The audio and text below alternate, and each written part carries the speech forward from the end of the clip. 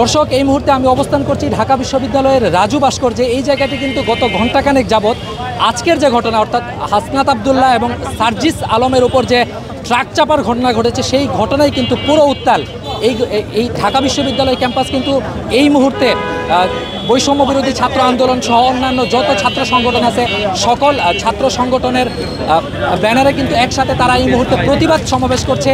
তারা যতটুকু জানিয়েছে যে আজকে দুপুরে যখন সাইফুল ইসলাম আলিফের যে জানাজা, সেই জানাজায় গিয়ে হাসনাত আবদুল্লাহ এবং সার্জিস আলম যখন ইসকনের বিরুদ্ধে অবস্থান নেয়, অর্থাৎ সন্ত্রাসী সংগঠন যারা গতকালকে রাষ্ট্রপক্ষের আইনজীবীকে কুপিয়ে হত্যা করেছে, সেই হত্যার বিরুদ্ধে যখন তারা কথা বলে, যখন এই ইসকনকে নিষিদ্ধের কথা বলে, তারপরেই কিন্তু এই ঘটনাটি ঘটেছে।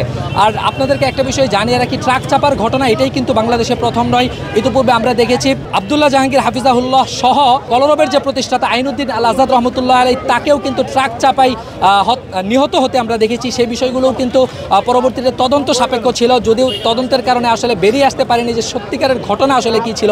এরকম ঘটনা কিন্তু বারবারই ঘটছে। আমরা সাম্প্রতিক সময়ে আব্দুল হাই সাইফুল্লাহ হুজুরকে কিন্তু ট্রাক চাপার দিতে দেখেছি। একই সাথে কিন্তু আহমদুল্লাহ হাফিজাহুল্লাহ, যিনি এই সময়ের সবচেয়ে আলোচিত একজন আলেম, যার দানশীলতার কারণে আসুন্না ফাউন্ডেশনের কারণে কিন্তু তিনি শুধু দেশে নয় দেশ বিদেশে সুনাম কুড়িয়েছেন, তার উপরে কিন্তু বারবার আমরা এরকম ট্রাক চাপার ঘটনা দেখেছি। অর্থাৎ আজকের যে ঘটনা, এটাকে কেন্দ্র করে বৈষম্য বিরোধী ছাত্র আন্দোলনের যারা দায়িত্বশীল আছে, একই সাথে ঢাকা বিশ্ববিদ্যালয়ের সাধারণ ছাত্র, সবাই কিন্তু সবগুলো ঘটনাকে লিঙ্ক আপ করে তারা যেটা বলেছে যে আজকে যেভাবে ইসকনের বিরুদ্ধে কথা বলার কারণে, প্রতিবেশী দেশের আগ্রাসনের বিরুদ্ধে কথা বলার কারণে হাসনাত আবদুল্লাহ এবং সার্জিসের গাড়ি বহরের উপর ট্রাক চাপার ঘটনা ঘটেছে।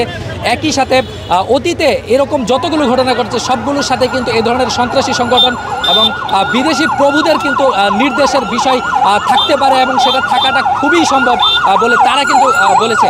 দর্শক, আপনাদেরকে আবারও একটু জানিয়ে রাখি, আজকে যে মিছিলটা আমরা দেখেছি, সেটা কিন্তু প্রথমে দেখেছি যে শাহবাগ থেকে কিন্তু রাজু ভাস্কর্যের এই জায়গাটিতে এসেছে, সেখান থেকে আবারও তারা ভিসি চত্বর হয়ে ঘুরে আবারও এই রাজু ভাস্কর্যে এসে সেখানে কিন্তু স্লোগান হয়েছে, মিছিল হয়েছে। একই সাথে তারা তাদের বক্তব্য 4 দফা দাবি কিন্তু তারা পেশ করেছে। তারা যেটা চাচ্ছে যে যারা বাংলাদেশকে অস্থিতিশীল করতে চাচ্ছে, অর্থাৎ বিভিন্ন ধর্মীয় গোষ্ঠী এবং সংখ্যালঘুদের সাথে আমাদের যে মূল স্ট্রিমের যে জনগোষ্ঠী, তাদের মধ্যে যে একটা সংঘর্ষ তৈরির অপচেষ্টা করছে, যেটা আমরা আমাদের পার্শ্ববর্তী দেশে কিন্তু ছোটো থেকে ছোটো ঘটনার পরিপ্রেক্ষিতে কিন্তু প্রায়ই আমরা দেখি। সেই যে চেষ্টা যারা করছে, আসলে সেই চেষ্টায় কিন্তু বাঙালিরা যেন পা না দেয়, কোনোভাবেই আমাদের মধ্যে যেন কোনো ধরনের সংঘর্ষ তৈরি না হয়, সেটা কিন্তু তারা বারবারই বলছে। একই সাথে তারা যেটা জানিয়েছে যে এই ধরনের ঘটনা যদি পুনরায় ঘটে, তাহলে কিন্তু তারা কঠোর কর্মসূচি দেবে।